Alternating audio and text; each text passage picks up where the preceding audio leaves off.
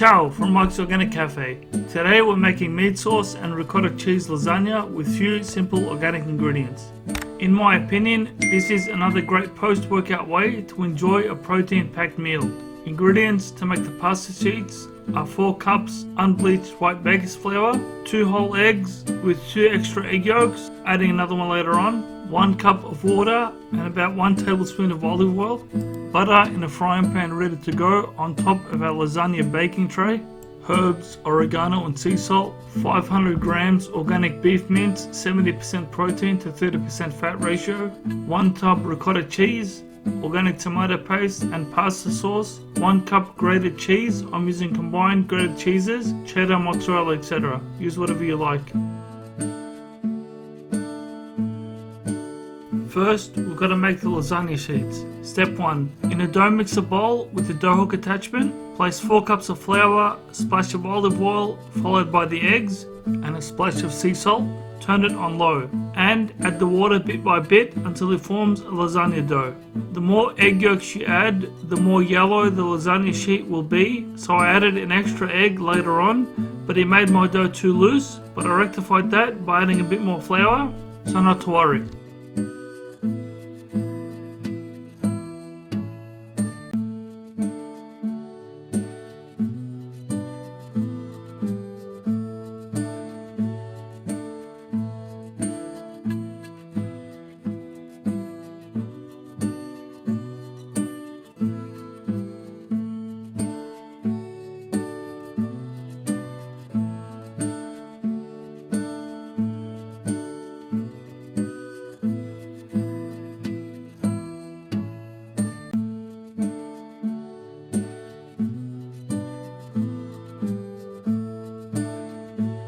Step 2.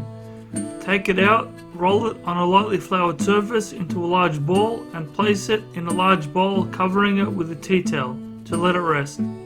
If it's too sticky, roll it in enough flour so it goes semi-hard. As you can see, mine was still gooey, but a bit more flour made it dry up.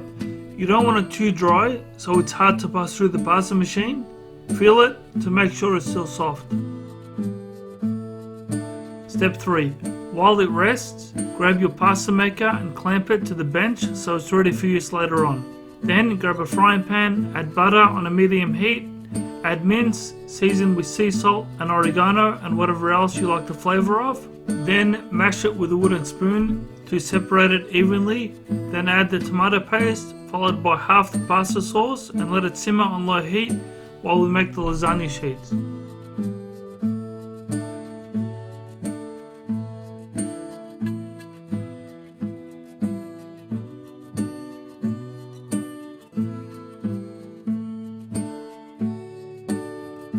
Step 4. Preheat the oven to 190 degrees Celsius, then grab your dough ball, flatten it a bit with your hands, then use a rolling pin to gently knead it in one direction, so it forms a rectangular shape to fit the pasta machine.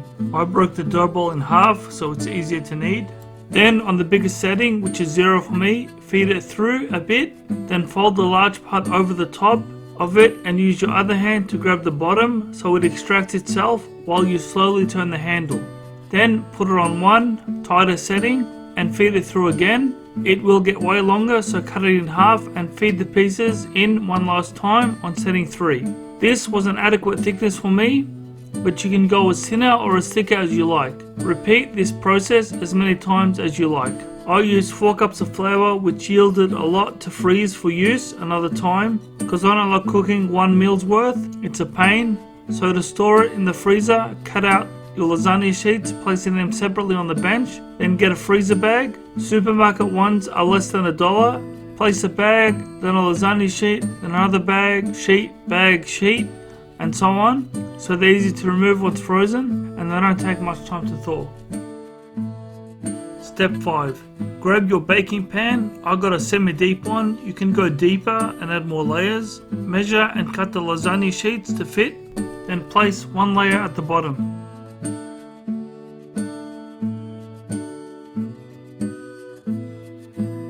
Step 6. Now check on the meat. It still looks wet, but once you give it a mix with the wooden spoon, it should absorb the rest of the sauce. Then turn the heat off and add the ricotta, mixing it in well. At first I thought 500 grams of meat wasn't enough to fit the lasagna tray, but after I added the ricotta it doubled in size. So good.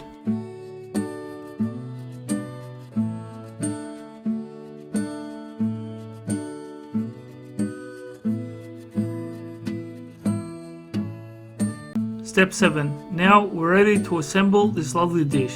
On top of the first sheet, place the meat mix. In the center, then use a spoon to spread it out all over the sides. Then add a second lasagna sheet, then meat, then sheet, and repeat until you have no more meat filling left.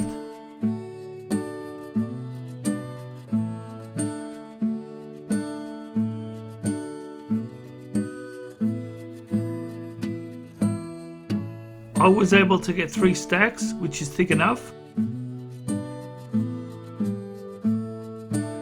Step 8. Grab the remaining pasta sauce, pour it in a coffee pot, add a tablespoon of white baker's flour, stir it so it's mixed in, then keep stirring over a low to medium heat until it starts to bubble and get thick.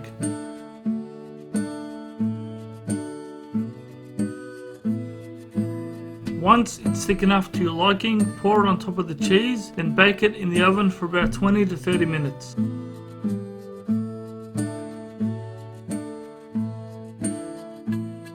Remove from the oven and serve the delicious lasagna. It smells so good. You can enjoy post-workout or after a long fast. Enjoy and be seeing you.